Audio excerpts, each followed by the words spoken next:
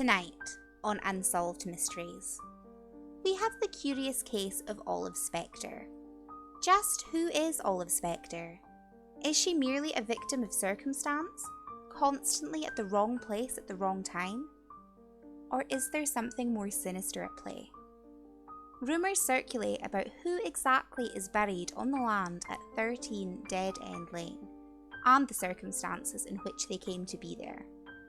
Not to mention the possibility of an unnamed heir who is set to receive the aging elder's fortune. My name is Nerdyth, and I'll be your host for this evening. Growing up, Olive and her sister Willow lived a relatively average life. Things only started to take a turn towards the unexpected when Olive was an adult. Olive had quite the turbulent love life, starting with Earl E. demise. He was Olive's first love, and consequently, her first heartbreak. The couple were due to marry, however, he left Olive at the altar. Devastated, Olive struggled to go on. Not long after their scheduled wedding day, Earl E. passed away suddenly, becoming the first to be buried at Dead End Lane. Several years later, Olive married Rigor Mortis.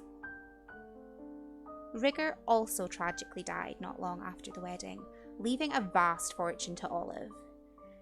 She was taken care of from then on.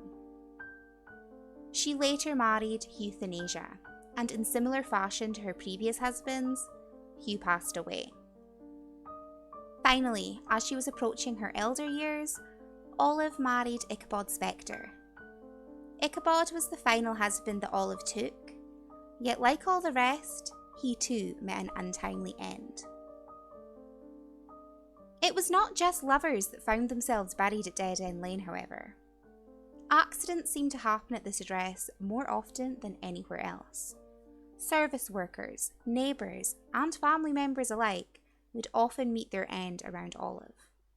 Despite the highly suspicious circumstances, police were never able to trace anything back to Olive directly.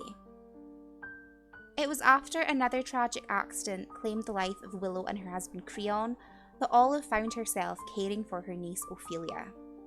It has been said that Olive rules the household with an iron fist, and as a result, Ophelia lives a rather sheltered life.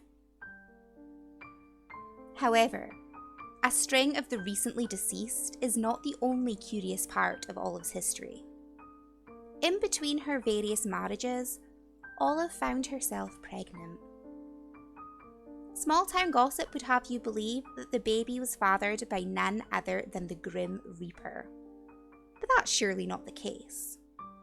Regardless, Olive didn't take to motherhood in the same way that her sister did, and ultimately the baby was removed from her care by social services. Olive never spoke of her son after this, so the exact whereabouts are unknown. If you believe the Strangetown rumour mill, the residents believe that this love affair with death is what causes so many Sims to die around Olive, as that's the only way she can see the one constant in her life.